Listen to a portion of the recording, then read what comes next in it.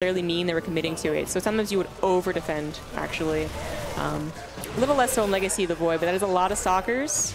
He's getting an Immortal behind this, a third base as well. Instantly KOs that Cyclone.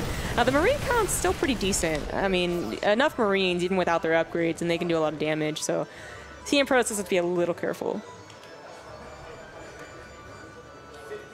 Oh, I thought he was getting a gold base at his pocket gold. But, okay. That one's fine, too. They're both golds. Prion Terrace is hype. Yeah, I think he's just banking on the fact that that Illusion's not scouting the sides. Yeah. And I don't think he's going to be scouting it for a while, actually. Yeah, that's true. I mean, this is kind of...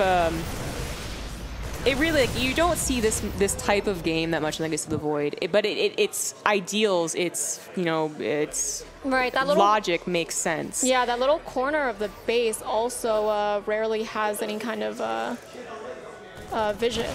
Yeah. So that's a great place to warp in, blink in, yeah, droplings, yeah, all those good things. But CNProtoss knows this, and we can see that that area's given him so much vision. Yeah. He is ready for drops over there. So you attack, you pressure, you kind of scare the Terran. Terran doesn't really want to push out until standing combat shuts down anyways. And then behind this, you get a pretty nice economy. In the case of Legacy of the Void, it's going to give you a big output of gateway production. Once the gateway's finished, of course, which I'm not sure if they're done quite yet. He's only just saturated that third base. CNProtoss did the same type of setup SimCity last game, and honestly, that's a little dangerous. That's probably the first place that Illusion's going to try and drop. Could be free pickings, but we'll see if he ever gets that opportunity. Actually snipes the starport. Oh man! I mean, it didn't even have a reactor, so the medevac count's already too low. But some stalkers do get trapped, however, not exactly ideal there. And these were not blinked out. Ooh, suddenly everything goes south with CNProtoss. Oh dang! Oh, poor stalkers. That was a very severe that was problem. A great hold. Great hold. I mean, yeah, it was really good from Illusion, but that was also to CNProtoss kind of giving him his blink stalkers, and that's I mean, that's the downside of doing this type of pressure, is that at any point you could be stimmed upon, and then you're going to get slowed too, so you're going to bleed stalkers. But also, if you miss blink or read the situation, all your stalkers die, and you actually don't have that much behind it. Like, he still wanted, maybe, if possible, another minute to get everything that he wanted back at home. But without that, it's a little scary. Now, 4 Immortal is nothing to scoff at, but I don't believe these Zealots have charge. That's a big bio army. Oh, they do have charge. No, I'm just kidding. Absolutely, but the splash from Immortals is going to do a lot, especially because they're all clumped up like that. Yeah. The Zealot count just isn't large enough. There's not enough to protect these Immortals once the charge lots go down. A new round is warped in, and not doing so bad. Widowmine does drop down, but only gets 1 Zealot. It's pretty ideal for CNProtoss. The bio army has been mostly depleted, but CNProtoss is needing another round of Zealots. This was a pretty decent trade out for CNProtoss. Yeah, I mean, he had a gold base already. Now, Illusion's not so far behind. Illusion can get a fairly fast third base. Yeah, and I think he's going to scout this proxy gateway finally, or maybe not. He actually just went off from the left side, because if he saw it, he would have taken it down. Oh, he sees it now. Yeah. So I wonder how long it's going to take for him to kill that, because it seems like, oh, there he goes. Yeah. Now, does the Protoss have Storm? I know that Templar Archives came down like a minute ago. No. So the High Templars could be good for feedback, because these medevacs are actually pretty low on energy. He is going to be waiting for that Storm. I think ideally, Illusion's going to take the fight. The Widowmines are a little out of position. They can certainly help against these charge lots. Kind of free pickings for now. Kind of bad fight. He could definitely back up some more to put those mines to work. Yeah. CNProtoss goes for a 4th base behind this as well. Those upgrades still being pumped out too. It's still armor, by the way, which, I mean, it's not a bad idea at all, but it does remind me a lot of like a Heart of the Swarm type of game. I love that survived till now. Right? Oh, I like that little cannon right there just to pick off the mines. Yeah, it must have been picking off a couple of Zealots every now and then. Very annoying. But things have kind of gone to a standstill. Now, this is actually a type of game that Illusion might not mind playing because this is something that he's used to. Still no Colossus, but a couple of Protosses were experimenting with just kind of Charge Lot, Immortal, Archon Storm in Heart of the Swarm. And he knows how to play against that. One of the weaknesses of this is that if you don't have High Templars in position, then drops can be effective. And ghosts are going to be effective against everything in this composition as well. Illusion probably wants to wait for the ghosts. Otherwise, he has to be very, very careful. Those High Templars have been bulking energy, and Storm did finish. But this drop has actually gone unattended to, and a little bit of damage. A little bit, but not too much. CNProtoss has a good bit of supply. Oh, the storms! The ghosts are just about to be ready. There are 3 ghosts out in the field, but they're all up in the main base. Here's the first one, finally. Oh, but it goes down pretty quick. Oh, God. All of the units are so low. There's not enough medevacs. The Marauder count is really nice, but they're all like one shot from death. But it looks like he's just barely going to be able to do it. Oh, hero goes. Oh, my God. But he's actually taking a lot of damage. He had to pull SCVs, so he's down to 37 SCVs compared to 67, and the Protoss is on 4 bases. He did place down more pylons to power up those gateways, and Illusion might have pushed that attack back, but he's not exactly in a great position yet. He needs to cut the probe count down or win a really good army fight, basically. I like that gateway, that proxy gateway is still there. He could easily just put down a pylon and put it to use. Actually, that is a pretty good point. I mean, nowadays Protoss are so used to having to have a Warp Prism with their army, but that would be an instant or almost instant warp in with that gateway still alive. Right, that'd be a really good counter too if because it seems like he's just going in. Yeah, misses the EMP, gets one of the ghosts feedbacked, and not a great start. Ghosts are pretty expensive units, just in general, but also, of course, when your SCV count has been culled. Now, the gold base helps you in mineral count, and believe it or not, ghosts have changed from Wings of Liberty. Oh my God. Ghosts actually had a lot of things change about them, but anyways, their mineral count is actually pretty high. Definitely need to get those EMPs on the High Templar, but also on the Archons would be very helpful. Oh, that Blink Stalker just barely escaped. Oh man, that cannon. Just blow on it. There we go. He misses the EMP again. That really sucks. They don't exactly have a ton of energy. The new snipe is mostly something we have to talk about versus Zerg nowadays, but here we go. Actually, a fight about to commence? Nope, not quite. The snipe has a bit of a charge to it, so it's still very powerful in terms of damage, but you have to wind up, and anything touches that ghost, and it's like, I can't do anything anymore. You touch me, like, I don't want to. This fight They're is like divas. Yeah, actually, they really are. They really are. That was a really nice concave, especially around that Archon, but another Archon joins in. The Marauders are still getting totally, like, just trashed by the Immortal counts. That was a nice mine, but the blink forward takes out some of these weak Marauders. He's actually getting a little bit bold. Illusion's rallying forward. A Widow Mine to... Oh, I did not notice this. Oh, God. Actually, yeah, Illusion that was a can't deal with the main. Really GG. GG. Protoss does take the series... Or actually, no, it's a best of 5, so he takes the second game. Yep.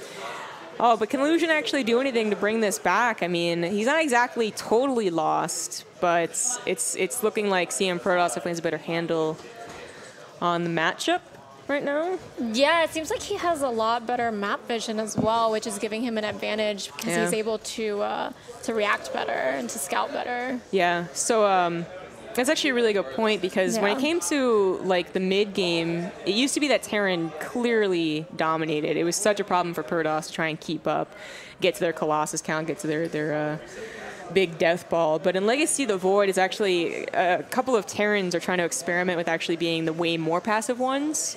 So you have Terrans like TY who are going for simple 1-1-1 builds, like off of one base, hyper aggressive, really try and cut the Protoss down. And you have some other Terrans that are trying to actually get a super fast third base, very slow tech, like Stim and Combat Shield super late, slowly get a third base actually down, and then get to Liberators pretty quickly because, as we stated in the first game, Liberators kind of, they switch the power balance back into Terran unless the Protoss has a good counter against it, which tempos are pretty expensive, so they usually don't. Right. I think also what Illusion can do is he could do some split drops. I think that would really throw CNProtoss off because then he's forced to kind of pick a hierarchy of which base to save or whatever, because most of the time he's holding with only a few units. Yeah. And if he were to have to split that, it would definitely increase his chances of winning. Yeah. Well, Illusions. I mean, Illusion ended up losing that first game, right? But we did see that CNProtoss was having some trouble with the drops. Right. So he could totally take advantage of that. And if he had just a small army just come in the front to do some distraction and pick something off, it would really, they'd have to be split quite a bit. Yeah. Now, what really sucks about Illusion only just recently coming back into the game is that, like I said with TY, there are some aggressive, tricky little builds against Protoss. They aren't entirely dead. But unfortunately, that's not the first thing you tell someone who says, like, tell me a build in this matchup. Right. You don't tell them the cheese. It's not usually anyways. Oh, somebody told me that today. I was Some like... people's ideas, yes. I was like, what should I do? And they were like, oh, he's known for his Zerglings, so just cheese him like this. And I tried it, and I was like, it failed. And I was like, can we do a rematch? Sorry. But, you know, had he been able to study VODs, Illusion used to be a pretty aggressive player, and he used to have a couple of those trick builds, like the early Ghost builds in TBT. He could have been like, hey, you Thermal, teach me your Ghost build in TVP, and he could be using it right now, but he's only been playing the game for the last, like, 40 or something like that, so he's not prepared. Here we go, potentially the last map. It's Dust Towers. In the top right, as the orange Terran, it is Illusion. And in the bottom, we have the blue Protoss, CNProtoss. Yeah. It sounds like we're just being lazy when we cast this guy. I know. Protoss. So cheap. All right, so a couple of the other things that could be throwing both players off, actually, because we've only seen, we've seen a proxy Stargate from CNProtoss. We saw the proxy gateway into some light blink pressure. There are still a lot of other things you can do. Another proxy Stargate is not out of the question. DTs, of course, being hidden are no problem. Going fast into the War Prism Adepts is no longer as strong as it used to be, but it's still very annoying to deal with, trust me. Like, Adepts and the fact that they can shade and the War Prism and its 6 pickup range is still very annoying. All these things are still in Protoss's repertoire, and with, you know, now 3 games to fall back on, he can actually start experimenting even more than the last 2. Illusion has to be a little more careful, but, you know, he also could have done something a little bit sneaky. Proxy Reaper, maybe. Like that 1-1-1, I really wish he knew it, because Illusion used to be a very fun player to watch because he was aggressive, but maybe not in this expansion.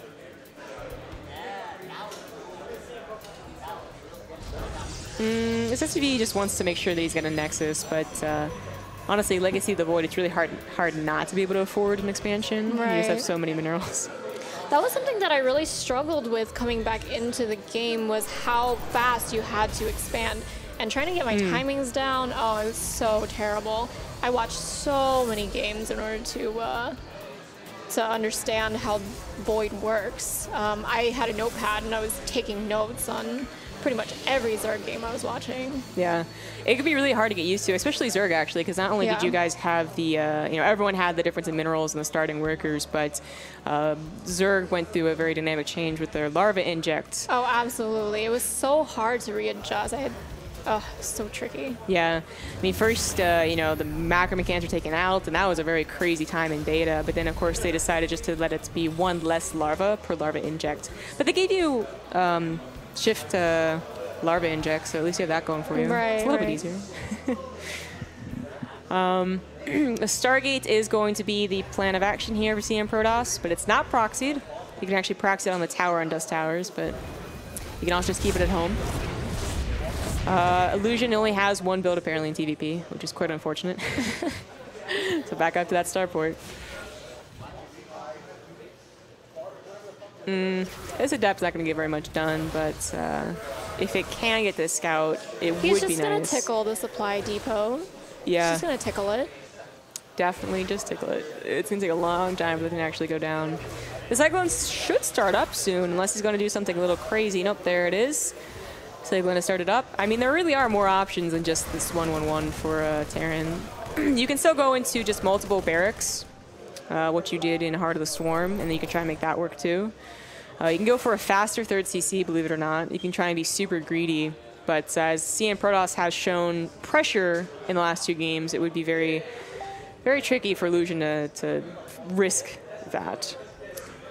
The Phoenix is on the way. I think CNProtoss realized that Illusion only has one build, which is going up to that starport, and he likes the medevac off of that starport too, so this Phoenix will basically hard counter that. His Phoenix is his Phoenix Eye? Whatever.